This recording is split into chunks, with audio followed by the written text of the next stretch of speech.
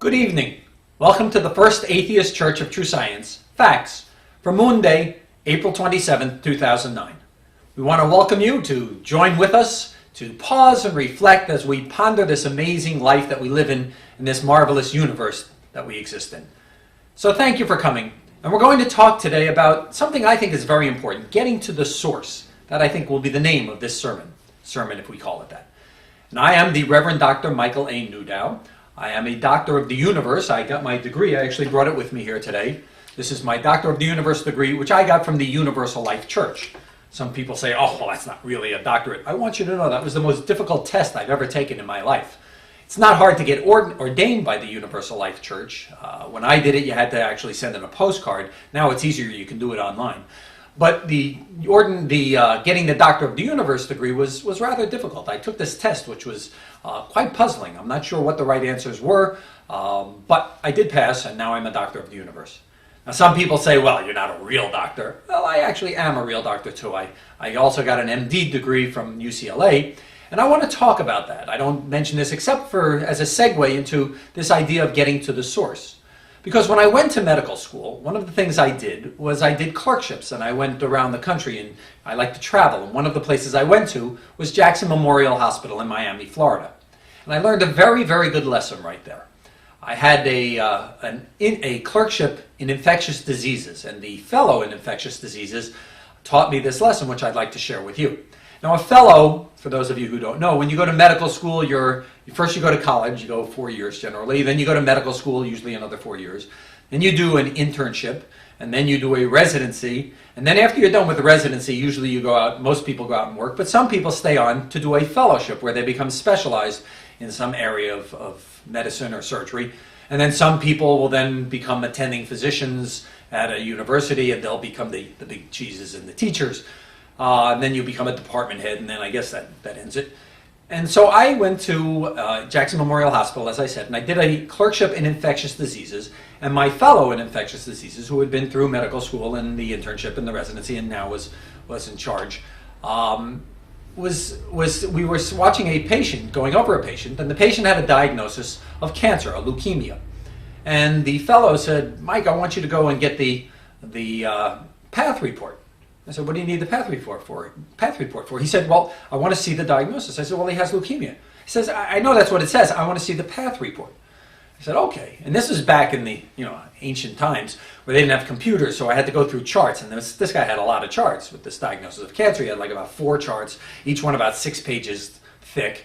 And back in those days, they didn't even categorize things well. So it wasn't like you just turned to where the pathology reports were. You had to go through each page and see if you could find it. So I'm starting, and I go through all these pages. And I see, and he's interested in knowing whether or not this guy really has cancer. And I say, of course he has cancer. He's got 6 charts, 6 pages, 6-inch charts here, 4 of them, that all tell you that he has cancer. He says, I want to see the path report. So I go through, and there I find a workup from the last intern. I say, here, the intern has it here. He says, I want to see the path report. So, okay. So I go through, and then there's the resident. He said, the resident, he says, dude, now, would you just get me the path report? Okay. Hey, here's the attending. The attending has get me. And sure enough, we get to the path report, and the guy didn't have cancer. For 10 years, he had a diagnosis of cancer, and he didn't have it. The path report, all it said was that the man had a few atypical cells. You have to make sure he doesn't have cancer, but they didn't make that diagnosis. And in fact, he didn't have that disease. The man for 10 years lived his life as if he had cancer, worried that he's going to die.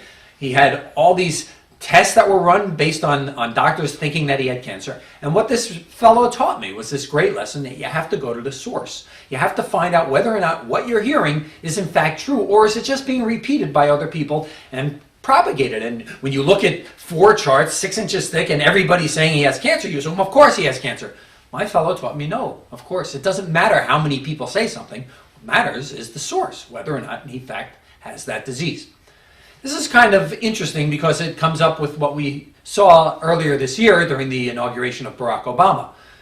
Many of you may recall that there was a challenge to Barack Obama's inauguration where the Chief Justice says, so help me God, and adds that to the oath of office. And people said, well, this has been going on since George Washington's time. George Washington added those words, so help me God, at the first inauguration in 1789. In fact, it turns out to be a myth. The first time anyone suggested that George Washington said this was in 1854, 65 years later. And so when you look through this, you go through all the history, you see, well, there is it. In 1854, you see somebody saying it. And then a couple other people say it. And then all of a sudden, everybody starts saying it. And they all say that every president said it. In fact, it turns out that it wasn't every president who said it. We don't know for sure when the first president was who added those words.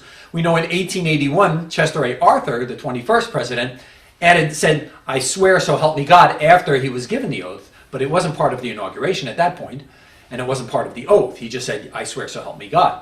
Well, afterwards, it's starting somewhere around the 1930s. We know that President Roosevelt did it starting in 1933. And since 1933, every president has added "so help me God."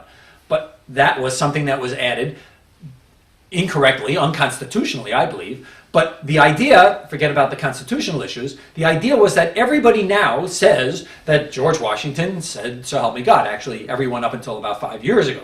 As a result of the research that has been done, people now recognize that there are no statements saying that he said it back in 1789, that the first time anyone said it was in 1854. And people are starting to be a little wary. Some of the websites have changed their ways. There have been there are amazing numbers of people who said this. The Library of Congress said this.